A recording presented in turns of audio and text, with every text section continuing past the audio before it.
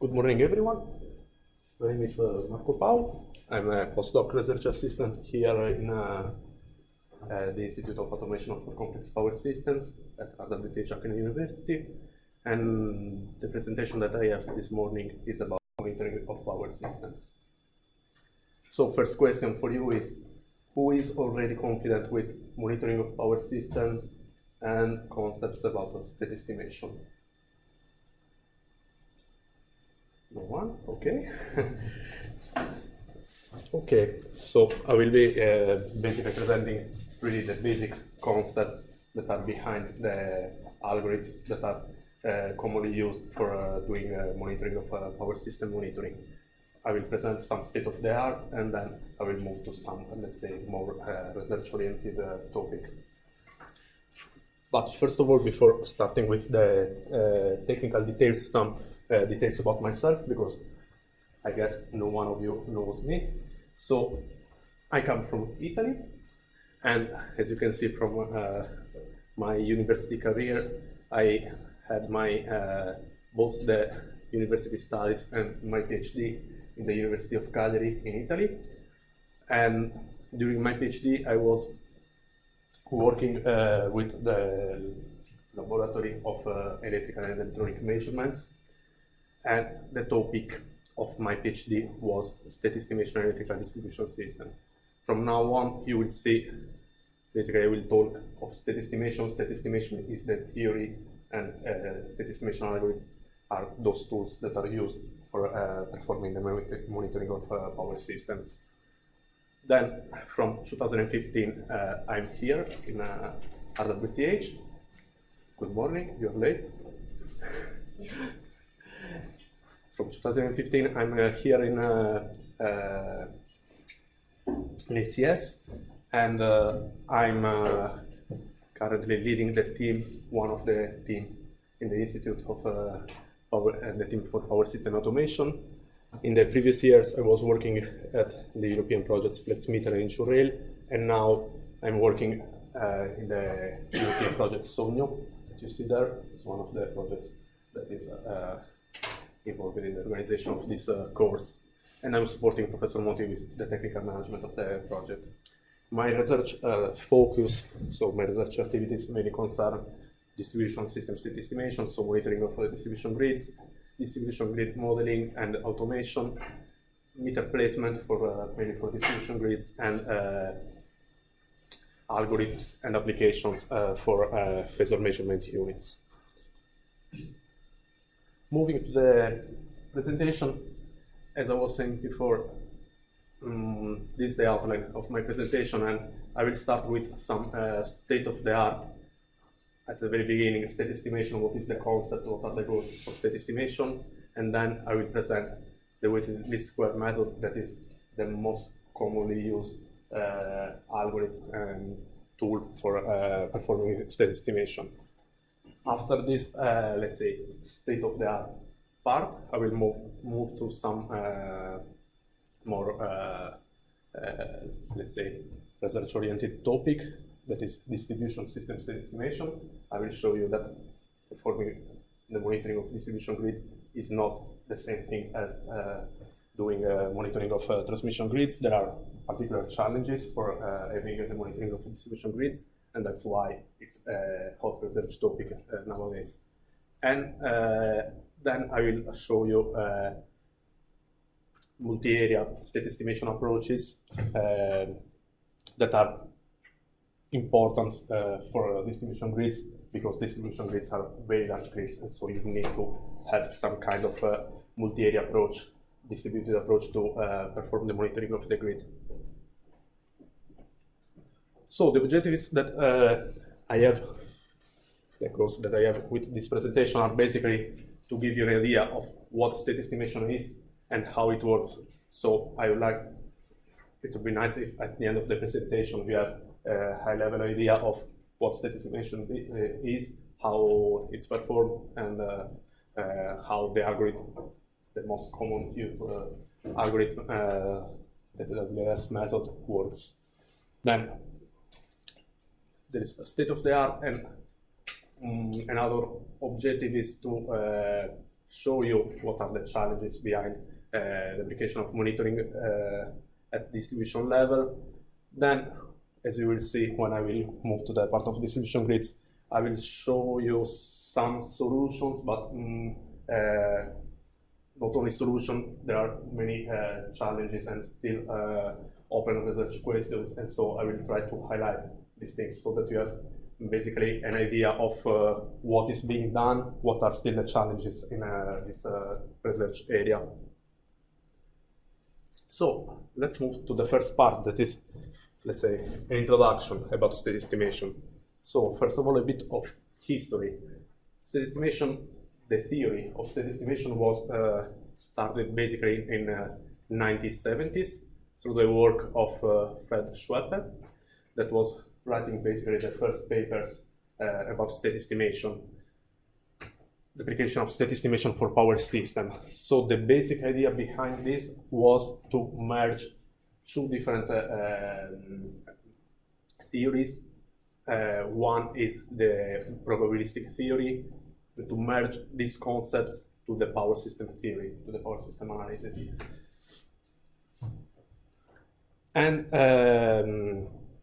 the goal for using probabilistic approach in this is the reason for using probabilistic approaches is that you have measurements in the grid, but of course those measurements are never giving you the true values of the electrical quantities that you are measuring. There is always a certain uncertainty around the measurement, a certain measurement error. Sensors, measurement units have their own accuracy, and so also meters can have problems and sometimes can give bad data, values that are not correct. And so applying state estimation theory is started for dealing with this type of issues. In the 80s, basically 10 years later, the state estimation algorithms, the state estimation theory passed to, let's say, real implementation. There were the first implementations in the control centers of transmission system operators, and we can say that in the 90s, basically all transmission system operators already have some kind of monitoring tool based on state estimation algorithms. At the same time, in the 90s, there were already, let's say, all the discussions about the digitalization and about the evolution of distribution grids, and so the state estimation topic also was applied to the distribution grid, and there were the first papers, let's say, dealing with the application of this of state estimation at distribution level, and this is, let's say, a research area that is still ongoing today. From a practical perspective, I can tell that today basically all the transmission grids, all the control centers of transmission system operators, you have some monitoring tool based on state estimation algorithms. At distribution level, you have few cases, some DSOs that already have maybe some monitoring tools, and they are doing state estimation and have this type of implementation in their control center, but most of the DSO actually still not have any monitoring tool. And we will see later when I will be presenting the challenges for the distribution grid, what are the reasons, or what are the main obstacles for that are slowing down basically the implementation of state estimation at distribution level. So, first question, what is state estimation? Basically, you have your power system. Your power system, of course, has some network topology. You have lines with the parameters, and these are the classical data that you use for doing any kind of power system simulation. Another important thing that is needed for state estimation is to know the status of the switches. all at the transmission level, you can have many switches to reconfigure the grid, so some normally open or normally closed switches that are basically determining what is, in the end, the real topology of the network. So this information is something that you need to know. And then, as I was telling before, measurements are the main input for a state estimation algorithm. State estimation is basically, the state estimation algorithm is basically a mathematical process, a mathematical formulation to process those measurements and to give as an output the knowledge of all the electrical quantities of the grid. So when you run state estimation, you are processing these measurements together with the power system information, and as an output you will know what is the voltage, for example, in all the buses of your grid. You will know what are the currents flowing in the different branches, what are the powers flowing in the different branches, power consumption of the different loads, power injection of the generators. These are the quantities that you will get through a state estimation algorithm. Why it's important to know these quantities, these values? Because if you know how your grid is operating, what are the operating conditions of the grid, then you can check thresholds. For example, if the operating conditions are in a secure state, and so if you have voltages that are within the boundaries, the thresholds that the grid operator has, you can check if there is any line that is overloaded. You can run whatever kind of management algorithm that is that needs to know the operating conditions of the grid in order to work. Optimal power flow, you can apply voltage control, whatever other kind of management or control algorithm for the grid. Most of the management and control algorithms of the grid need to know some of how the grid is working, what are the operating conditions of the grid. And so state estimation is providing this information.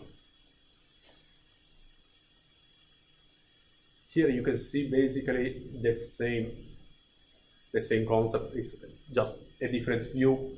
Basically, you will have your power system with some loads, with generators, some meters in some specific points of the grid. Your measurements are transmitted through a communication channel to the control center. You can have, of course, different communication protocols and different communication solutions, mobile communication, wired communication, whatever it is. But those measurements are arriving to the control center, are collected through a gateway, and then given to the state estimation algorithm. The state estimation algorithm is producing the output, the electrical quantities of the grid, and those electrical quantities are, first of all, visualized in the monitors, in the control room of the grid operators, so to give system awareness to the grid operator. So the operator can check in the monitor in real time how the grid is working, what are the real-time operating conditions. Those values can, as I was saying before, can be, let's say, forwarded to other management applications and can be stored also in a database for post-processing. So, for example, those information can be used also for feeding forecasting algorithms, just as an example.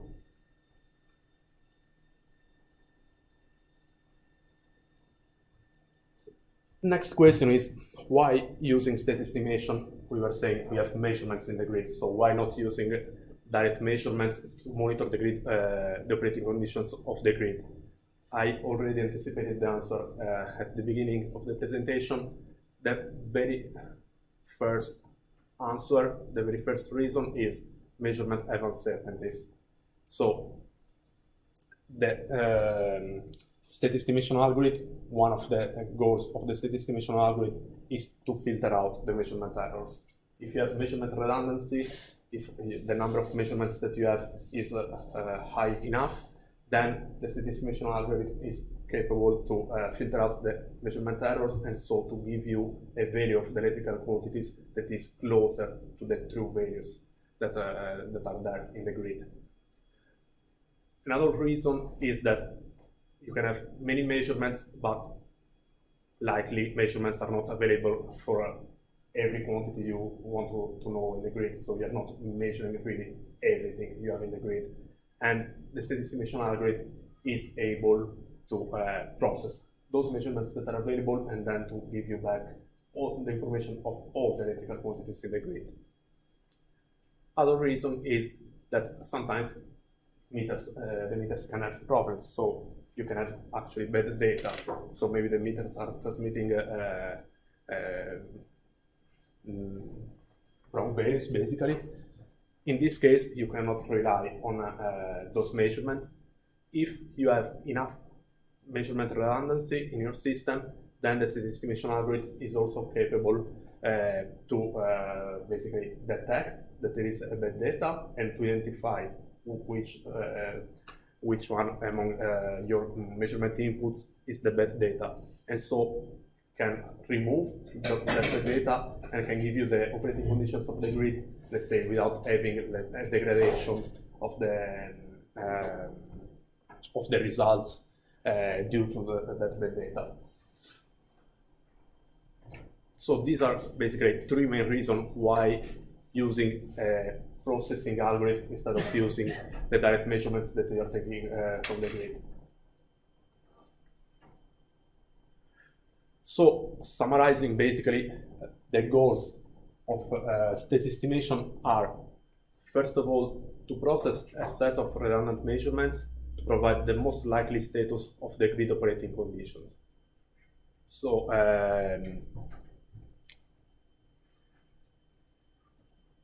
since you have a redundant set of measurements, basically you can use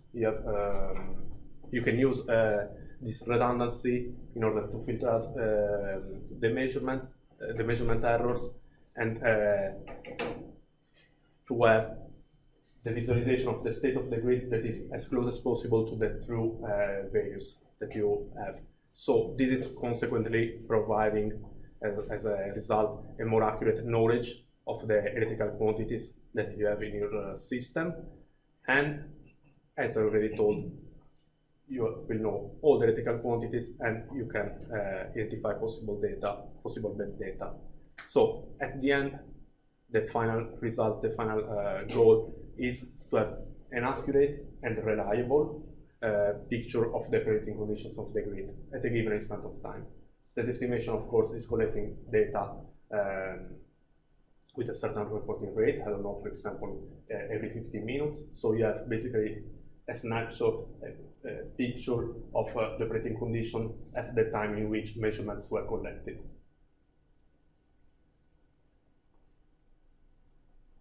Okay, so we are talking about the state estimation.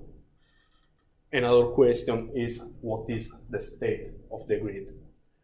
If you look to at the literature about state estimation in transmission systems, basically the state of the grid is always identified as the set of voltage magnitudes and phase angles of the grid in all the nodes of the grid.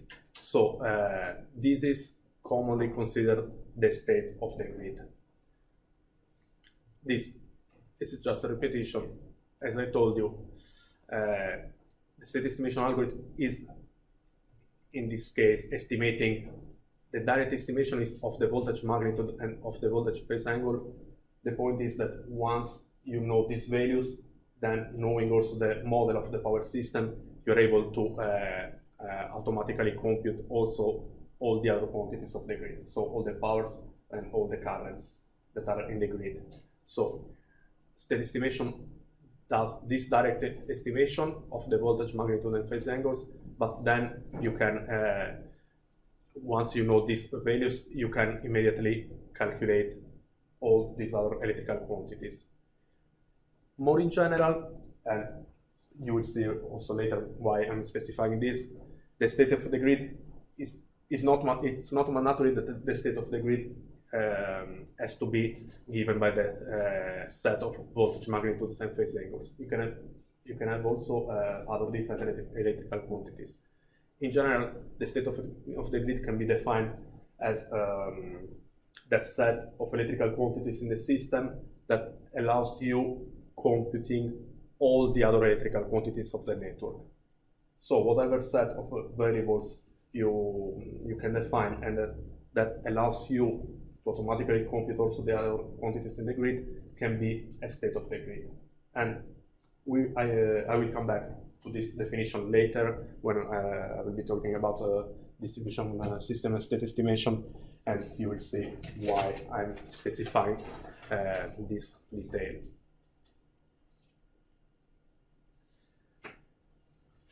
So we should have now more or less an idea of what state estimation does and what are the goals. Let's see what is a typical flowchart of the state estimation algorithm. Here you have basically in orange the inputs, blue are processing blocks, and you can see that very first thing that you need are data about the network, the topology, line impedances. You need also to know the status of switches and reclosers, because as I told before, this is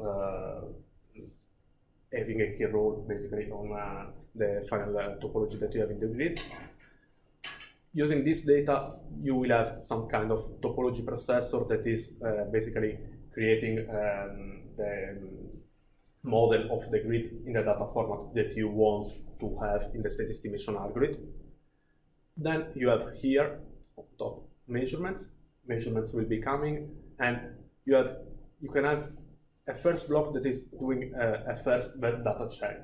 What I mean here, if you are, for example, collecting voltage magnitude measurements, and for any reason you get a negative voltage magnitude measurement, that's of course something that is clearly wrong, and so you can automatically reject that data. There's no need to run any algorithm for understanding this. And so you can have, let's say, a starting bad data check block that is checking if all the data are reasonable or not.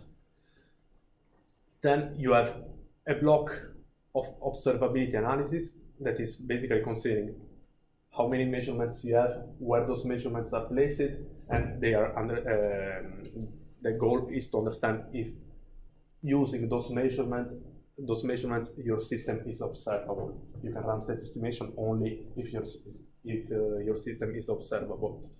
If the system is observable, then you will run your state estimation algorithm, and then after you get the results of state estimation, you have a bad data detection and identification process that is checking. There is, let's say, I will not go into the details of the bad data detection and identification analysis, but there are mathematical procedures to understand if in the results that you got, if the results that you got are affected by some bad data. And so you will check if there are bad data or not. If yes, you have also the identification, and then you can remove the bad data from the set of measurement inputs that you have, and you will come back and you will run state estimation again without the bad data that you have. Till when you have removed all the bad data, and you will get your state estimation results. So this is a typical flow chart for a state estimation algorithm.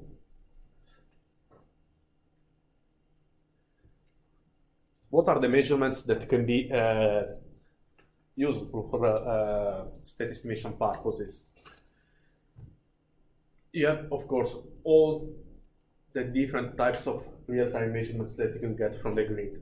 So you can have voltage magnitudes, current magnitudes, active and reactive power, either on branches or on load generators.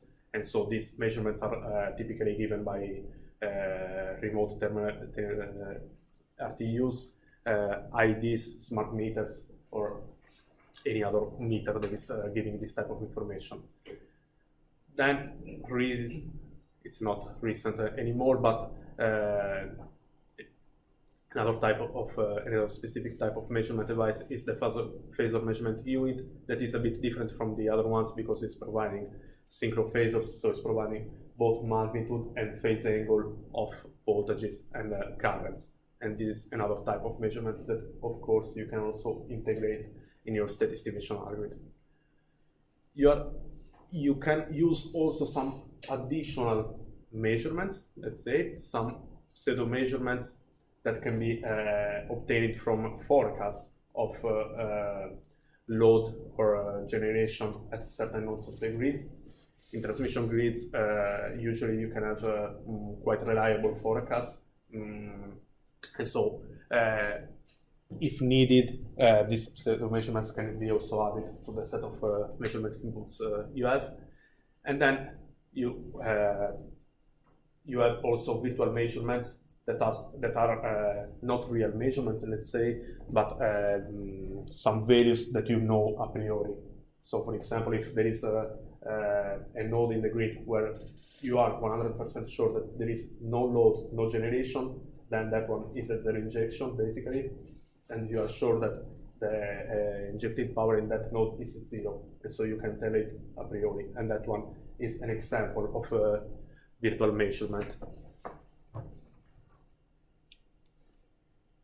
So this was, let's say, the overview of the concept of state estimation. What are the inputs? What are the goals of the state estimation algorithm? And a high-level overview of how it works. Are there questions for the moment?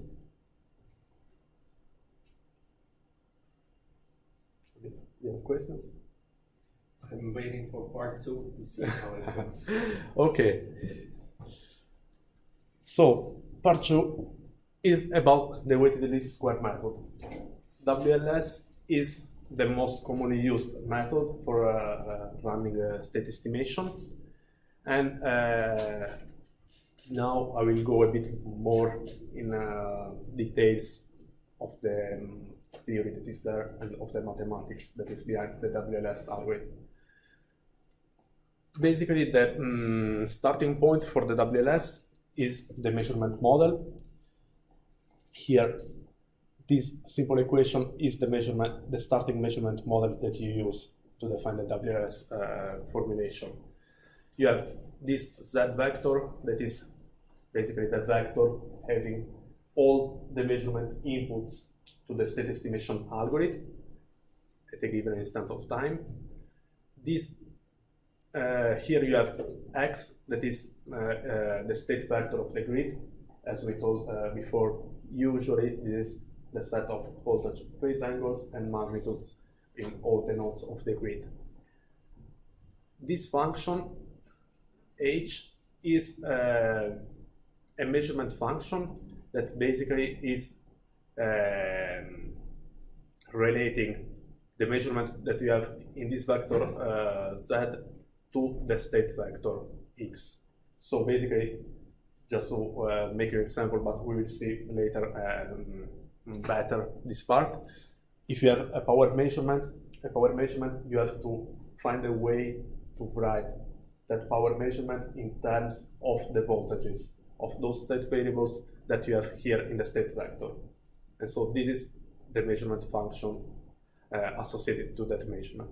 Then you have E that is associated to the error that you have in the measurement. This is the starting point of the WLS. What are this is the mathematics behind. What is the objective of the WLS? This, the first one, the objective function behind the WLS. Basically, the goal is to minimize this squared sum of weighted residuals. This quantity here, Z minus H, is called measurement residual. Is the difference between the real measurement that you have, the measurement value that you get from the meter, and the same quantity calculated from using the state variables that you are using for the state estimation process. Then here you have a weight that we will see later how to calculate, but basically this weight is giving more importance to the more accurate measurements. If you convert this objective function in a matrix form, then you will get this equation 2. It's simple matrix multiplication. You want to minimize this function here, so a condition to find the minimum is to have the derivative of that function equal to 0. And so if you will do the derivative of this expression, you will get the equation that you have here in 3. Then to solve this equation system that you have here, basically, what is done is to use an iterative Gauss-Newton method. And in the Gauss-Newton method that you see here, basically use the first the Taylor expansion truncated to the first term, and you put it equal to 0. Here k is indicated the iteration, so it means that this k plus 1 is the new value that we will calculate, and this xk is the previous estimated vector, for example. This g here is the derivative of this g function that we have saw before here, that was defined here. So it's the derivative of this small g. If you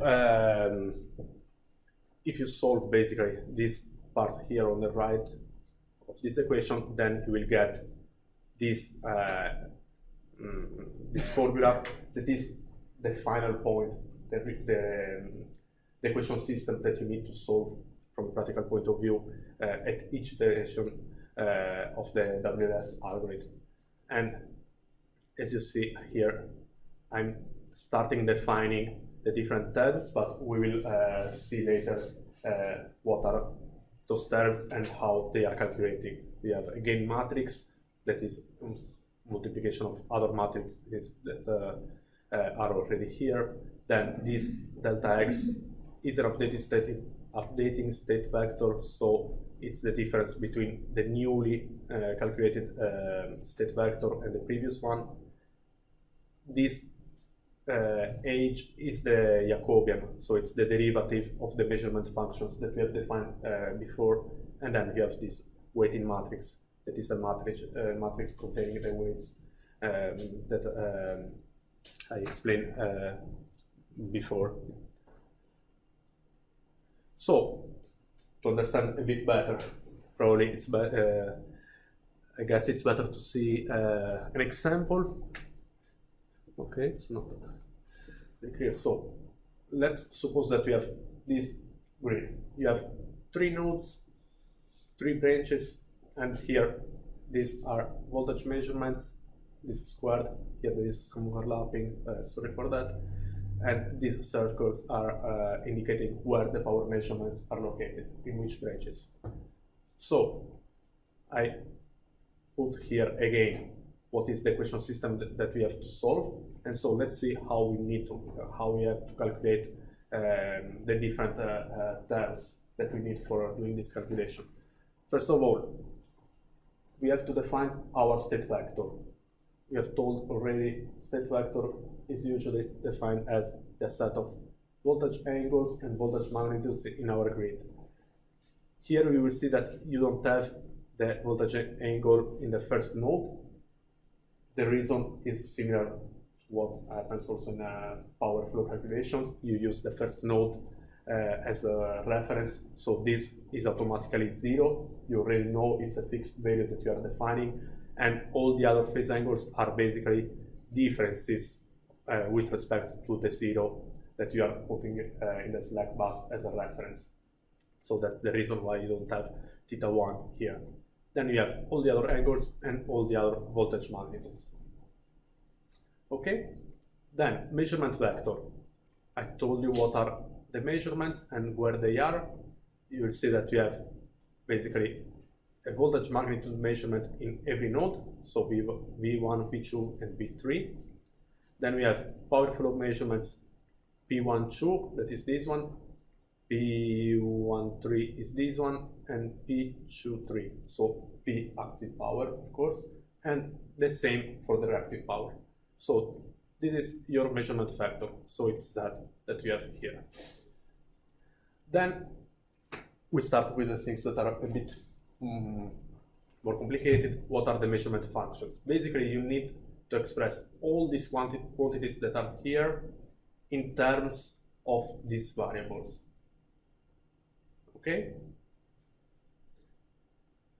First measurement functions that you have are measurement functions for the voltage measurements, which is quite simple. Basically, it's the same variable. So the voltage magnitudes are already here, and so they are already defining the measurement function. If we go to the power, let's start from the beginning. Basically, this is the relationship that you have for defining, let's say, power in a branch. So the voltage at the starting node, you can make reference to the figure here to say, and voltage at the starting node here, it's not indicated, but it is here, and then the current that is flowing through the branch. This will be the starting equation that you will use, but you have to basically convert this formula so that you have an equation only in terms of voltage angles and voltage magnitudes. So you can start playing with these variables. First, what you need to do basically is to write the current in another way, because you cannot have the current that is, since it's not a state variable. And so if you change the current, you can write the current in this way. Here, this V written in this way, it's indicating the phasor, so real and imaginary part of the phase of the voltage. And this Y is the admittance, the admittance that you have in the branch. This one with S is that the admittance related to the shunt admittance. This is a classical P model of a line that I guess most of you know. So if you start playing with this equation, then you can, write, for example, this admittance in terms of real and imaginary part. You can write this phasor in polar coordinates, so with magnitude and phase angle, and you will do the same for the other ones. Then you do the multiplication here. You start doing the multiplication, you will see that this exponential will be simplified sometimes, and so that's why you have here this squared value without any phase angle anymore. This is the multiplication of this term with this term, sorry, with this one. And so you will have this first part, then here multiplication of this with this and this will give you this part, and here you will have phase angle that is not the phase angle at the node anymore, but it's theta EJ, so the difference between the angle in I and J, and then you have the last multiplication with this part, and you will get this. Then again, just some manipulation of your quantities, and basically just put this part here. I'm integrating here all the terms that are related to VI squared, and then I'm writing this in I'm using the Euler formulation to write this part here in this way. So normal, a bit of manipulation of these equations. The point is that in the end you will get, this is again the same equation that we had before. If you take the real part of this part on the right and the imaginary part again of this part on the right, then you will get these equations. These equations are your measurement functions. As you can see, you have now the power that you are measuring that is written, completely written in terms only of voltage magnitudes and voltage phase angles. There are no other electrical quantities involved in this equation, and the same for the reactive power. So what I want to tell you here is the important thing is that you understand how you write the measurement functions. What is the trick or the task that you have to do basically is to write the electrical quantity that you are measuring in terms of the variables that are included in the state vector. That's what you need to do in order to define the measurement function.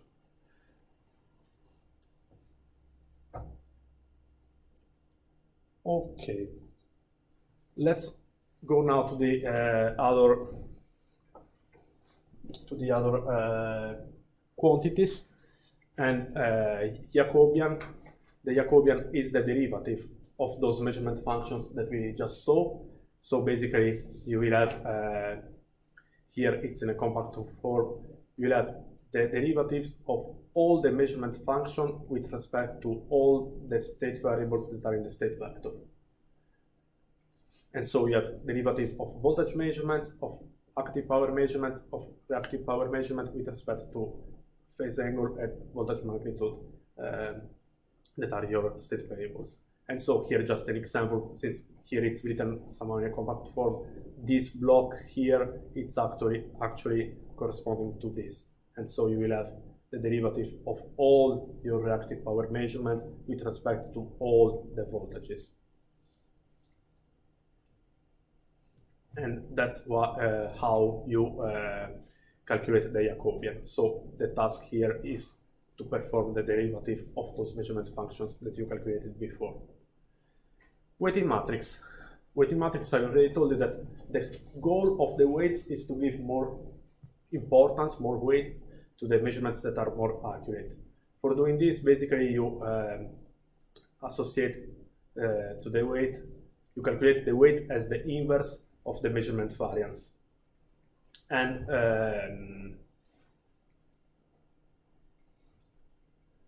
the overall weighting matrix is calculated as the inverse of the measurement covariance matrix, where the covariance matrix is this one. Covariance matrix is a matrix that has the variance of each measurement in the diagonal, and if they exist, there are the covariances in the terms out of the diagonal. But usually in state estimation, the assumption is that all the measurements are independent, and so usually you will have a covariance matrix that is diagonal, and when you invert this, you will get, of course, also a weighting matrix that is diagonal as well. Just a very simple example, I'm putting these things also because this afternoon in the laboratory session we will be playing with state estimation. We will be doing running state estimation in a combination with a real-time simulator, and so you will have some small tasks, and you will need to do some computation of uncertainties or some other computation like this. So these are references that you will need also for this afternoon. Example of how to calculate the variances. Let's say that you are taking a voltage measurement. This voltage measurement has an accuracy of 2%, and the measured value is 225. Then the uncertainty is 2% times 225. You will get this uncertainty.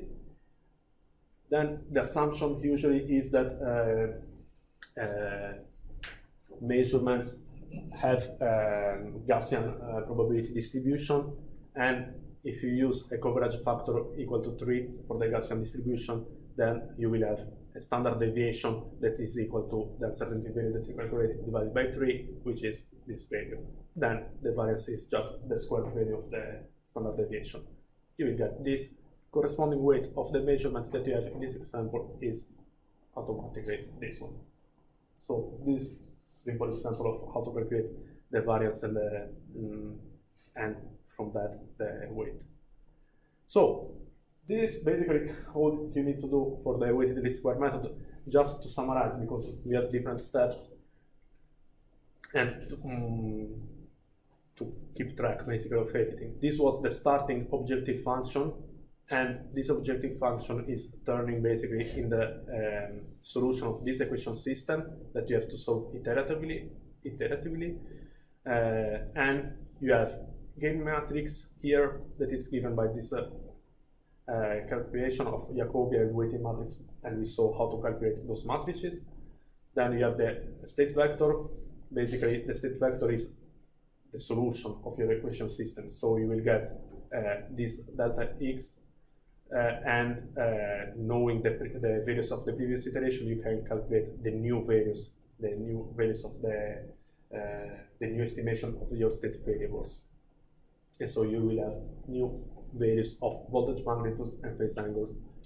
Then you have the Jacobian matrix, and we saw how it is created. And you have a weighting matrix here, and then you have your measurement vectors and your measurement functions. So we saw basically how to compute all the terms that are needed to solve this equation. That's what the WLS method does. You have to iteratively run this till when you get a certain convergence threshold. And you will get, as a result,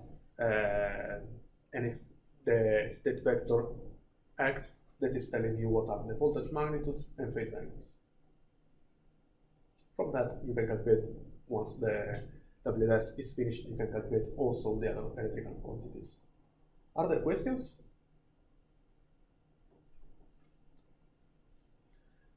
Okay, and then I will move to the part of distribution system state estimation. Okay. So, this is classical slide, probably not needed, but as you know, distribution grids are changing. We have a lot of new elements in the distribution grid, electric vehicles, we have distributed generation, we can have controllable loads, storage, where is it? Here. And so, in order to have a smart management and control of the distribution grid that now is needed, we cannot operate the distribution grid in a passive way as it happened in the past. So we need some management and control functions for operating in an efficient way and reliable way the distribution grid.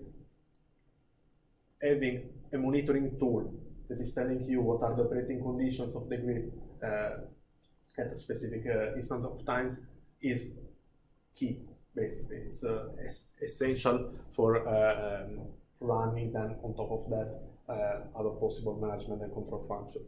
So, for this reason, state estimation is nowadays also needed at distribution level. We cannot simply apply the same things that we do in transmission system, in transmission grids to the distribution grids. Why? There are many differences between the distribution and the transmission system. First, here you have this table with a list of things that are relevant from state estimation and from a monitoring perspective. First of all, monitoring. Nowadays, you have in transmission systems, you have many meters that are installed. You have already state estimation running, and so the transmission system is monitored. Distribution grids, actually, you don't have any monitoring tool, but also you don't have any meter. Most of the times, you just have few meters in the grid. You have very large grids with maybe a meter in the primary substation, and many times that's it. You don't have anything else. This implies that if you want to run state estimation at distribution level, you will need probably to use many pseudo-measurements. So some forecast measurements about load consumption or the injection from generators. Because otherwise you don't have observability of the grid. You have just few measurements to estimate a huge number of state variables. Another important difference, the operating conditions. Transmission system, if you run state estimation every 15 minutes, for example, could be already enough, because the operating conditions are changing quite slowly at transmission level. Distribution grid, if we move to the medium voltage grid, much more even.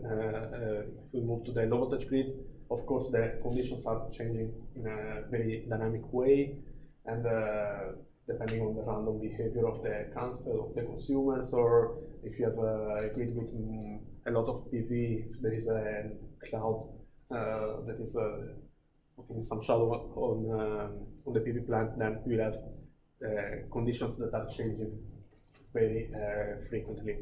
So this is important from a state estimation perspective, because it means that running, for example, state estimation every 50 minutes at the distribution level maybe doesn't have so much sense. Probably you will need a much better time resolution.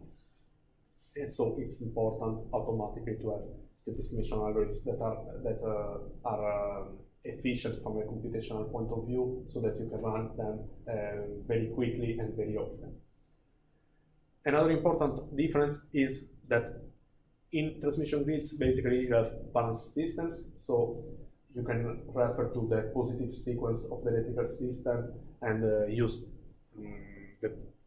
just one phase as a reference.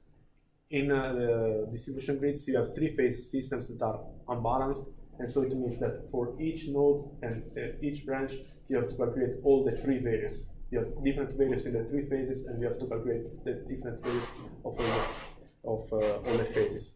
So you have a problem that is multiplied by 3, basically.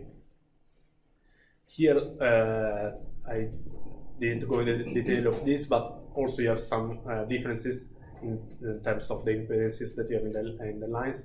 From a state estimation perspective, this is important because here this condition of low ratio of R over X allows to have some simplification in the models, and so you can decouple the state estimator, and through some simplifications you can get a state estimation algorithm that is simplified in the end. The same simplifications cannot be done basically in the distribution grid, and so you need to have a more complex model. Other important things are the network data. Usually there is no problem in having those data if you are simulating or if you want to monitor a transmission grid. If you go to the distribution grid, actually you have problems also in getting those network data. Above all, for example, if you want to monitor low voltage grids, it's quite hard to have reliable data about the low voltage system. Here, this is not a challenge, but it's an important difference, and we will see why in a few minutes. At transmission level, usually you have meshed grids, of course, for reliability reasons. In medium voltage and low voltage grids, very often you have radial or weakly meshed grids, and having this particular topology allows doing some simplifications and doing some changes in the state estimation algorithm. And then another important condition is this one about the number of nodes. In distribution grid, of course, you will have a huge number of nodes and branches.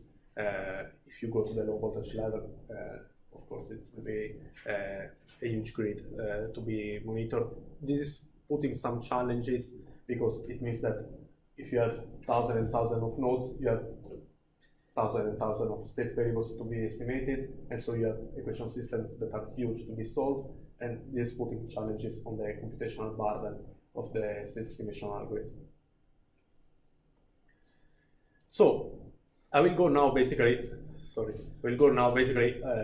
to show you what are the challenges behind for running state estimation distribution level according to these differences.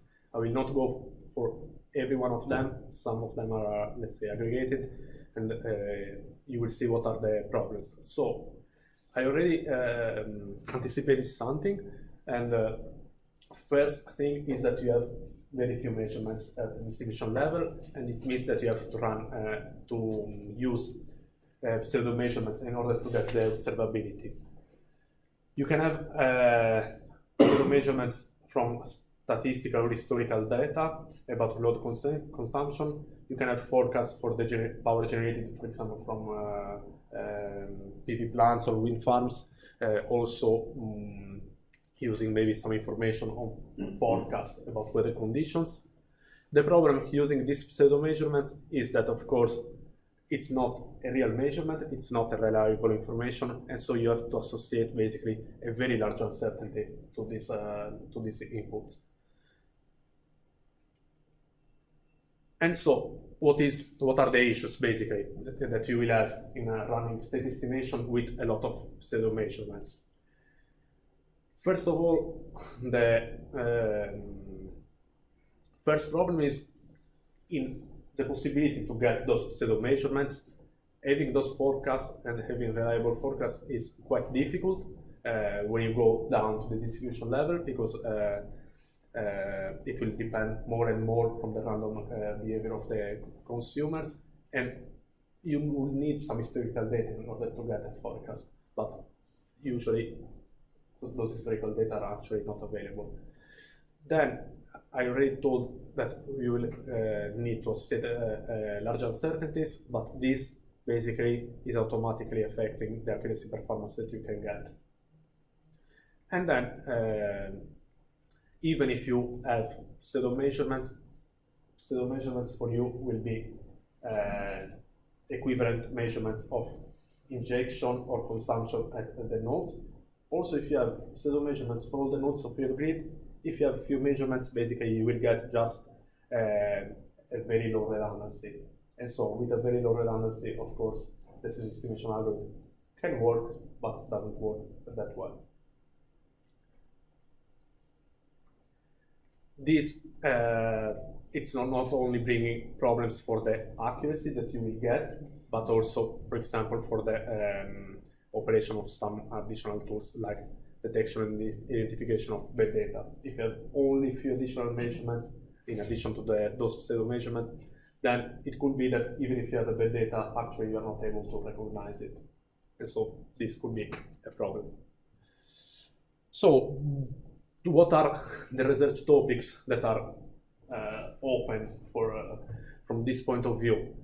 Of course, there is a lot of work that is ongoing on forecasting tools and application of different machine learning techniques for having those forecasting tools as accurate as possible.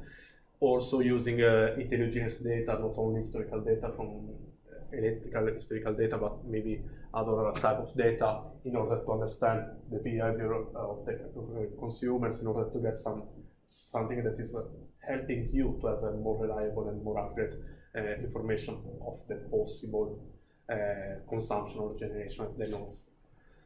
Another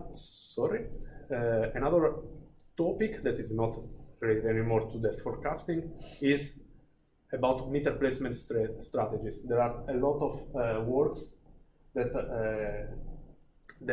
design basically algorithms for optimal placement of meters, of few meters, so that you can achieve at least some accuracy targets for your state estimation tool.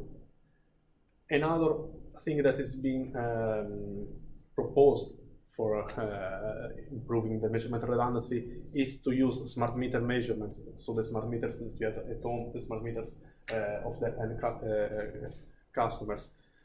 There are many challenges in doing this, also because smart meters, as they are right now, they are not sending real-time data to the control center, so you cannot use them right now for state estimation. But there are proposals in the literature that are showing what are the benefits if you will give the smart meters the possibility to send measurement data in real time. And then another thing is there is work about the development of low-cost measurement devices, because the problem in having measurements at the distribution level is that you have a lot of nodes. You will need, theoretically, you will need to measure, to have measurements in a lot of points, and this would be a huge investment for the distribution grid operators.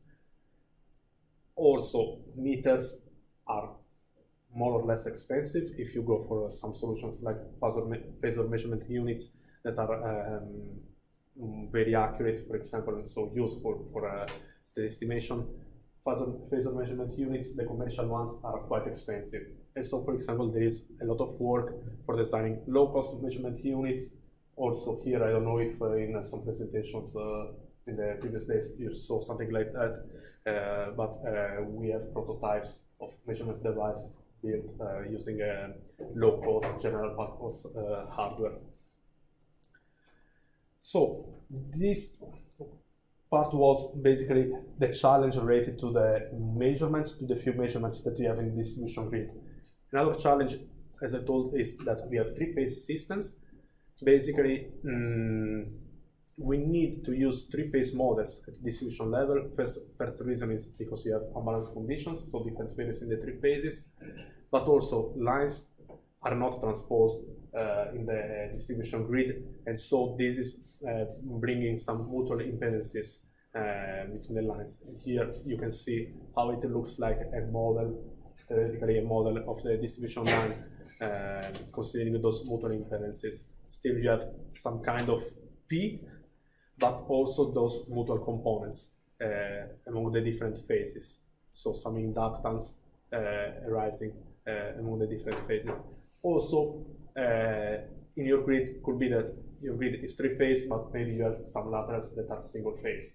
And so, in that case, you, of course, you cannot avoid using a three-phase model.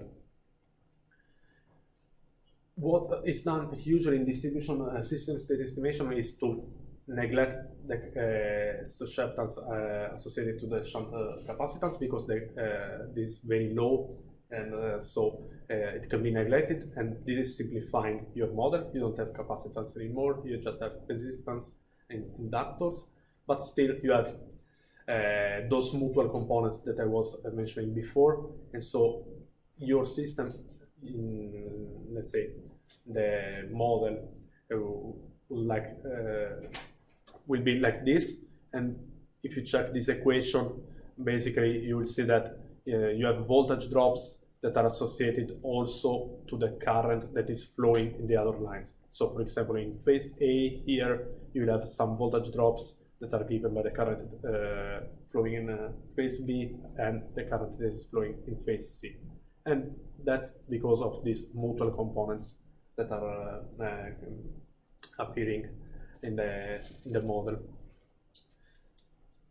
So, how would look like the model, the estimation algorithm in a three-phase version? Of course, you will need to have all the three phases, and so the number of state variables will be multiplied by 3 with respect to the case that we have in a transmission grid. Also, your measurements, you will need to have measurements at all the phases, and so to collect the different values at all the phases. And if you go to all the other things, Jacobian, you will need to have to compute the derivatives of measurements. Here there is an example measurement. This is a measurement taken in phase A, but you can have a derivative that is different from 0. Also, when you do the derivative with respect to the state variables that are associated to phase C. So it's becoming a bit more complex, let's say.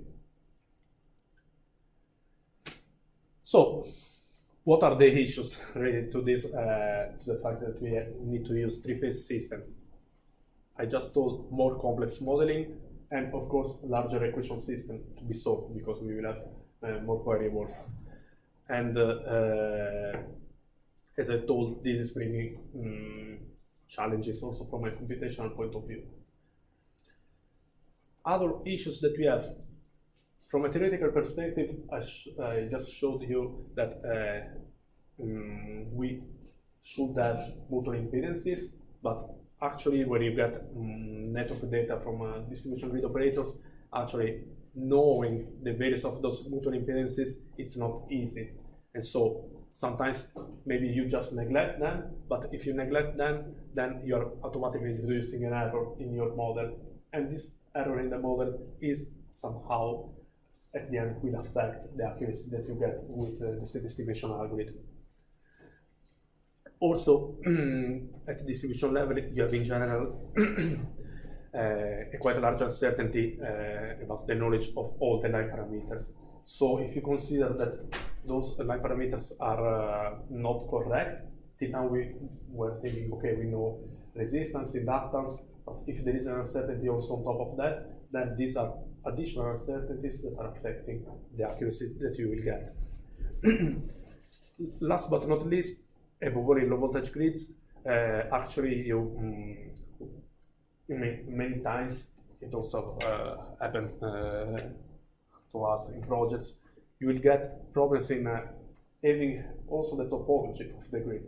Of course, if you don't have the topology, you cannot apply the WLS method as we saw right now. Knowing the topology and the characteristics of the grid is a preliminary requirement that you need for running a state estimation. And so in this case, you have to find some alternative way for having your monitoring. So research aspects that are related to these challenges that I just mentioned. There are studies about the impact of the network uncertainties on state estimation. So analysis of how those network parameters uncertainties are going to impact the accuracy performance of the state estimation algorithms, and also design of techniques specific for having a better, for refining the knowledge that you have about those network parameters.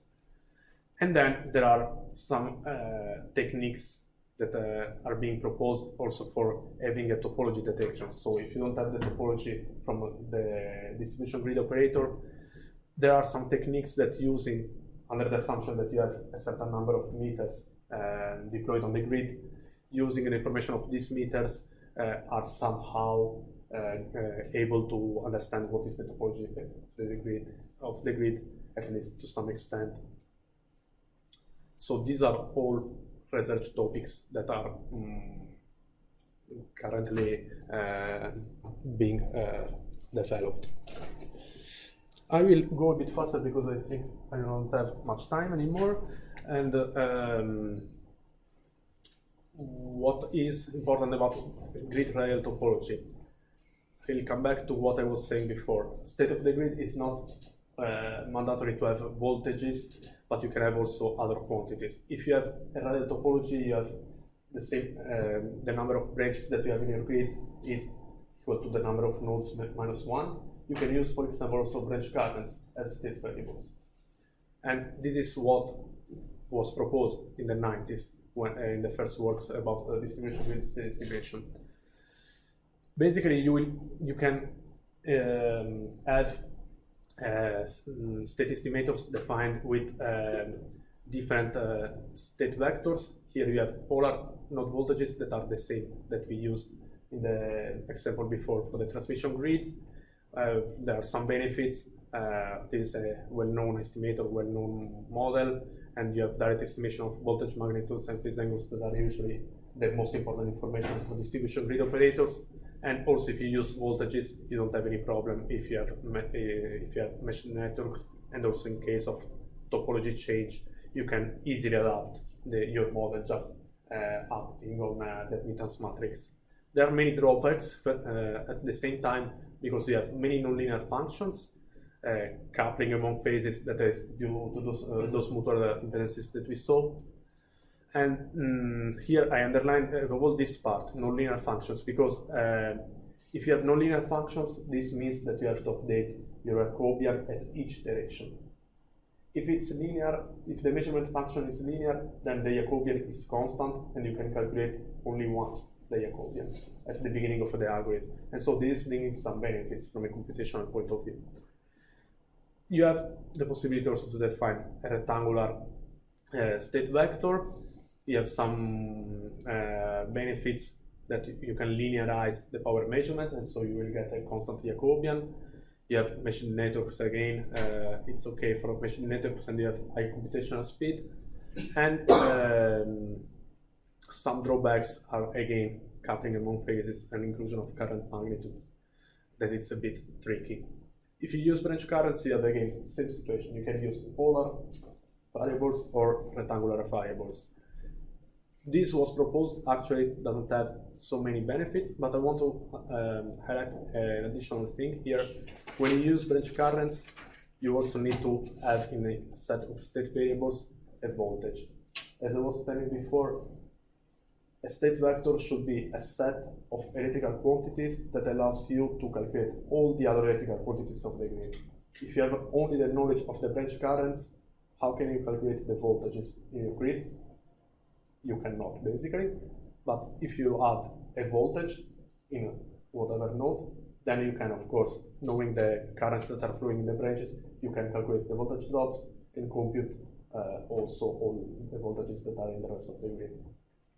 And so that's why here you will see this additional voltage with one that is indicating the starting node. Usually the substation node is used for this.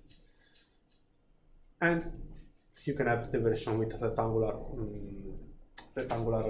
variables that has several benefits evolved from a computational point of view. I think that there is another part, but the time is almost over, so I will just tell you something about this without going through all the slides.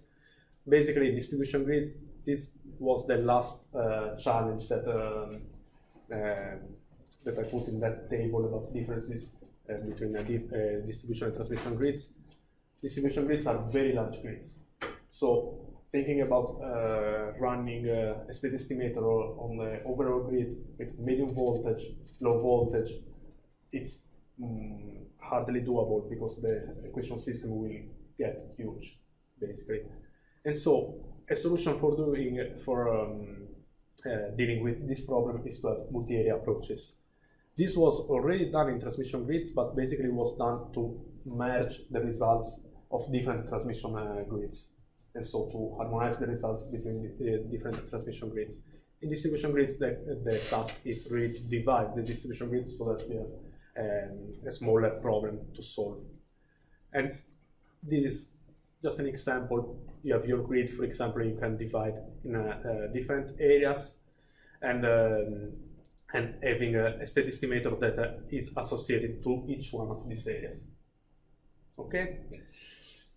There are different types of, there is a lot in the literature already, a lot of multi-area estimation. You will find different solutions with different characteristics, for example, regarding area of the overlapping, timing, computing architecture, and coordination process that you will see now shortly.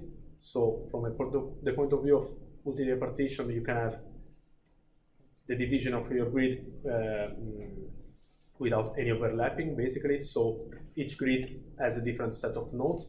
You can have solutions where you have some overlapping, usually one node. And so this means that the state estimator that is running here is estimating the voltage here, but also the estimator that is running in this area is estimating the voltage here. And so you will have two values for a node, and you will need some processing to additional processing to understand which value you should use in the end.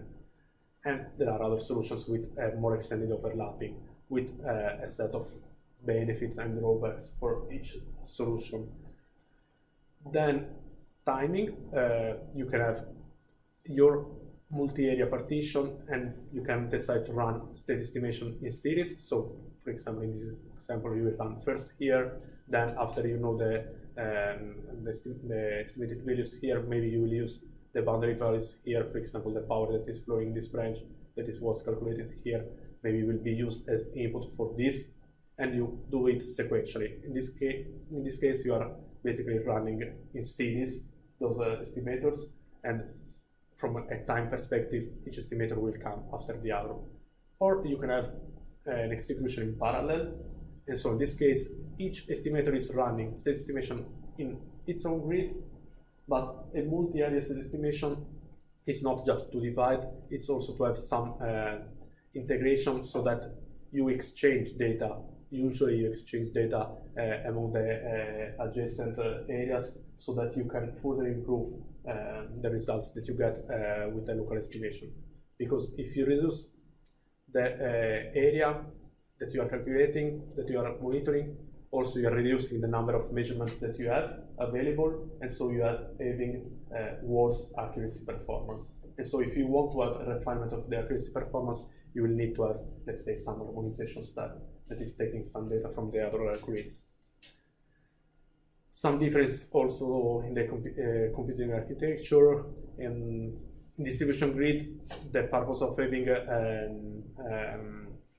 different areas is also to have different computation centers where you send the measurements, so that you don't have, you are, let's say, distributing the requirements from a storage and communication perspective. So the measurements are not all going to the same control center, but you are sending the measurements of this area to this control center, the measurements of this area to this control center, and so on. So you are distributing not only the computational burden of the state estimation algorithm, but also storage resources, communication resources. And okay, I can skip this coordination process and just show you what can look like at distribution level. This can be a solution. You have your medium voltage grid, then you have different low voltage grids that are departing from the secondary substations, but still you can maybe divide your low voltage grids. Many times low voltage grids are multi-feeder grids, and so basically you can decouple basically each feeder.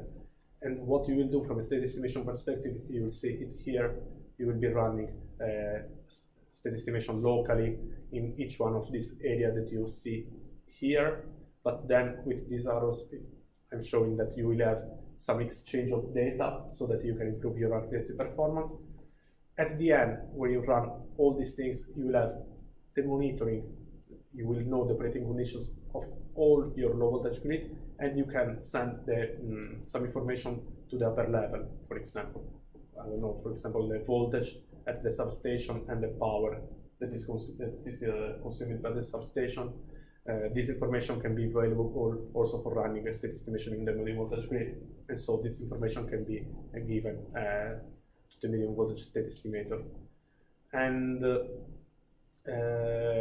I think I can skip this. There should be a picture just to show you why it's important to have some harmonization process, some second step, or some exchange of data between the local areas. Here, what I want to show you is just this green line. This is local state estimation. The result, the accuracy that you will get in the estimation of the voltage magnitude if you run state estimation only in the local area without any exchange of data. And the blue line is a multi-area state estimation approach. And as you see, you have a better performance from an accuracy perspective. Then, okay, you have this black line that is what you would get if you have state estimation running on the overall grid. If you have state estimation on the overall grid, you have the best accuracy performance, but you have those problems from a computational point of view and from a point of view the size of the problem. So these are some quick information about multi-area. I think that here this is just a summary basically of what we saw, some challenges that are there for applying state estimation in distribution grid, what was the WS method, and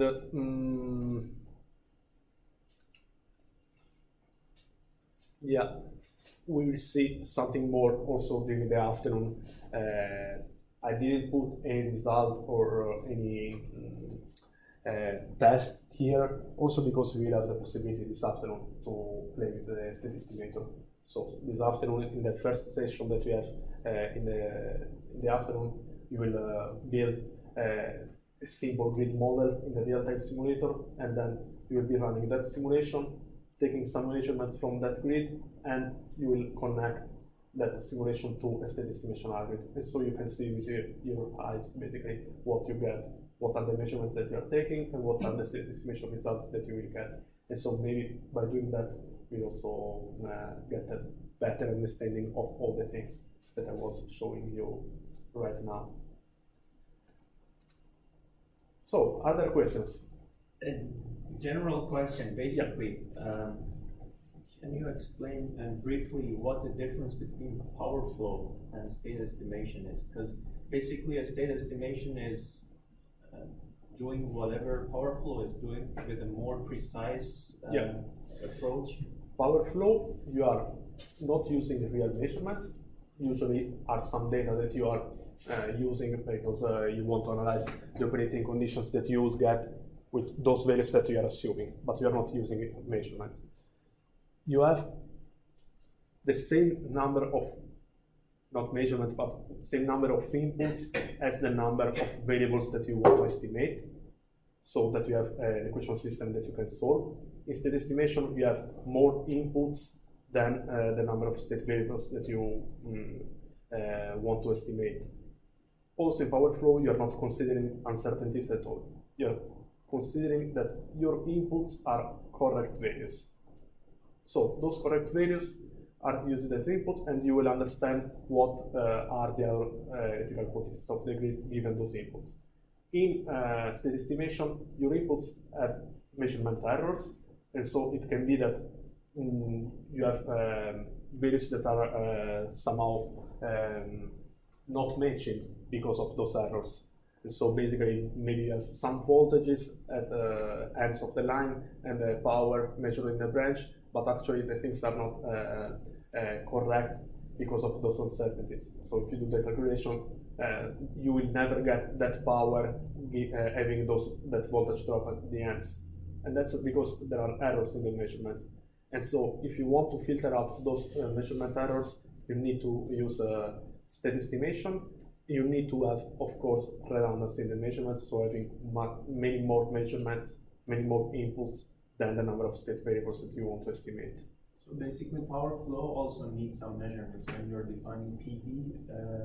Yeah, I mean, you are giving some inputs that are some analytical variables. Yeah. Usually are not real measurements in the sense that you are not applying PowerFlow in real time, but you are doing it in simulation, and you are taking some analytical values that are still electrical values as the measurements that you get with state estimation. So it could be concluded that an operator can run state estimation.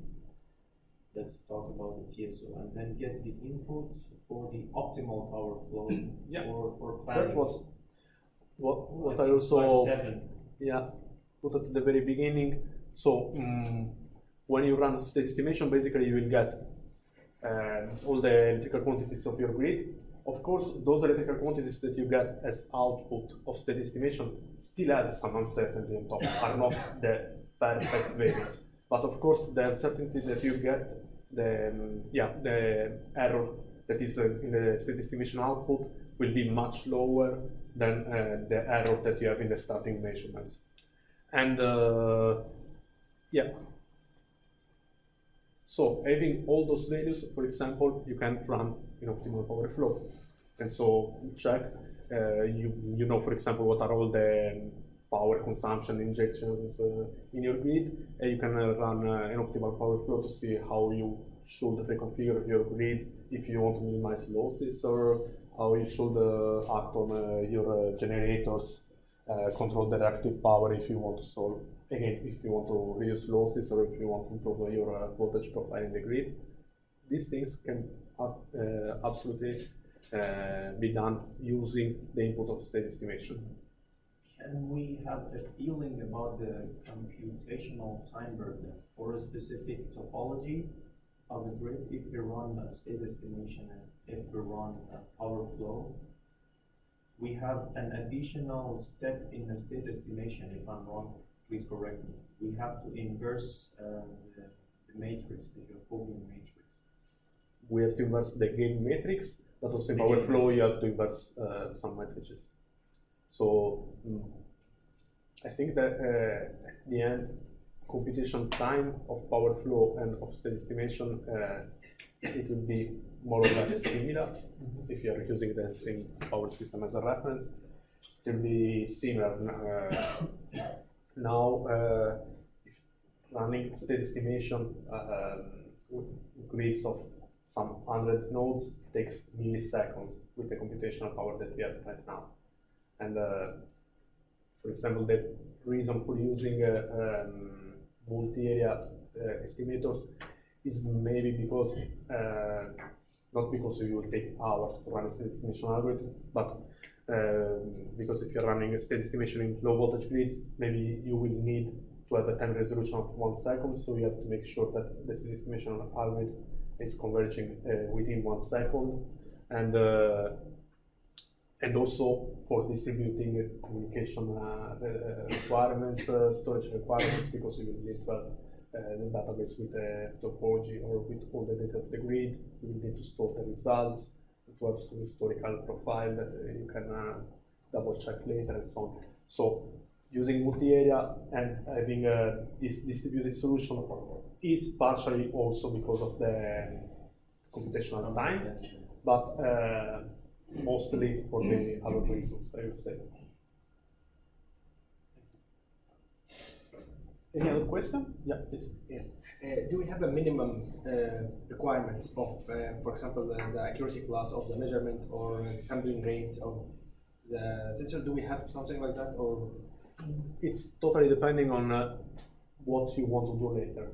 I mean, monitoring, you will get the monitoring, you will get these values, and that's it. You're not doing anything else. If then you want to use those results of state estimation for doing whatever application, something like this, for example, then you can check, for example, I want to run optimal power flow, you need to check what is the impact of uncertainty on the results that you will get here. There are some papers showing that if you have large uncertainty in the output of state estimation, then those algorithms are working, can work bad, or can provide results that are not reliable. And so maybe you're taking an action that is not the correct one, and instead of improving the conditions in your grid, you're actually worsening the conditions in your grid.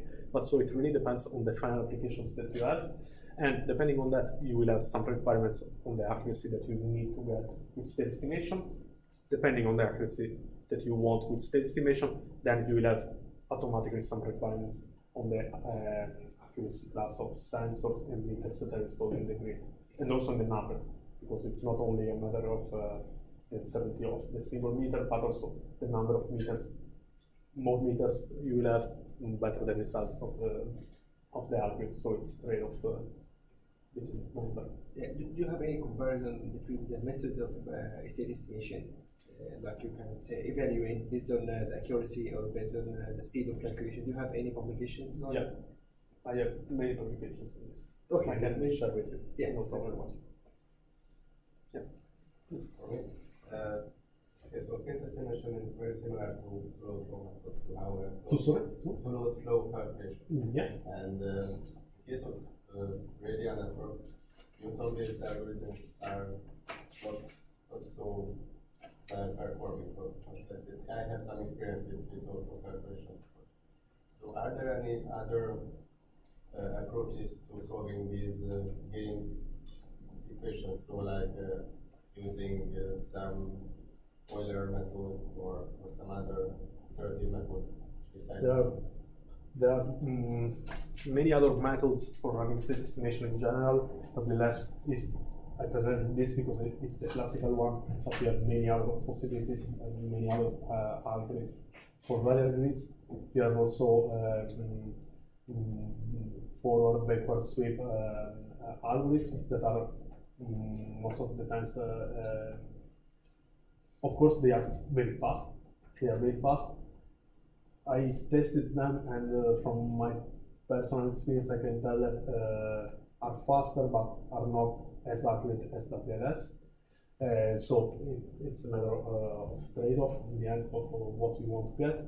But there are also other algorithms now based on data-driven approaches on machine learning that are avoiding all the part of equation system calculation, equation matrix, and are just using some artificial neural networks to understand, given a set of input measurements, what is the corresponding output.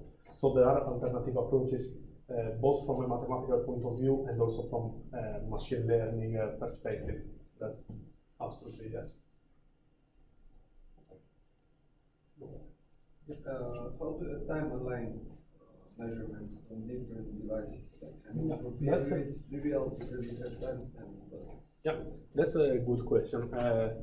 In transmission system is not a major problem because transmission grids have very slow changes from a dynamic perspective. The operating conditions change very slowly. So if there is if the measurements are not perfectly aligned, still if you're taking a measurement 1 second later, the conditions will not change in that second, and everything is fine. When you move to this distribution grid level, as I show in the table, you have much more dynamic conditions, and so this is becoming relevant. And indeed, for distribution grids, most of the times the proposals are to use PMUs, because in that case, all the measurements are synchronized using the GPS, and so you have measurements that are synchronized with a nanosecond accuracy to the time reference given by the GPS. In that case, it's relevant. I'm not aware of. There are some papers that are analyzing, let's say, the impact of delays or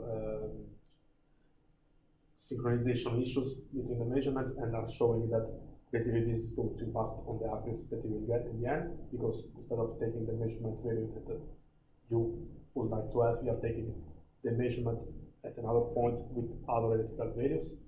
So you're measuring something else basically, and this is affecting your results. So there are some works that are showing how much is this impact, at least in those test conditions. And the solution would be to have some GPS synchronization, or if you don't have PMUs, to have meters with some other kind of time synchronization, like PTP, that is giving some synchronization with a good time accuracy.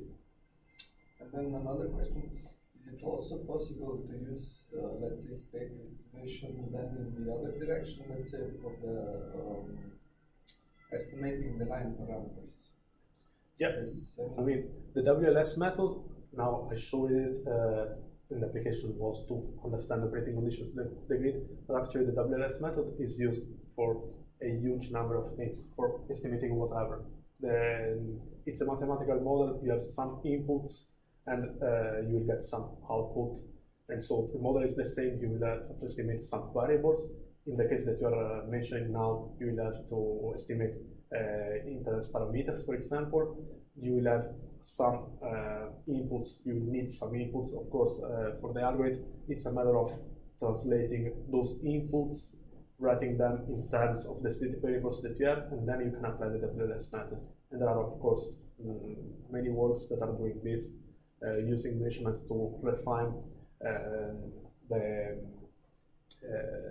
knowledge of the network impedances. Yeah.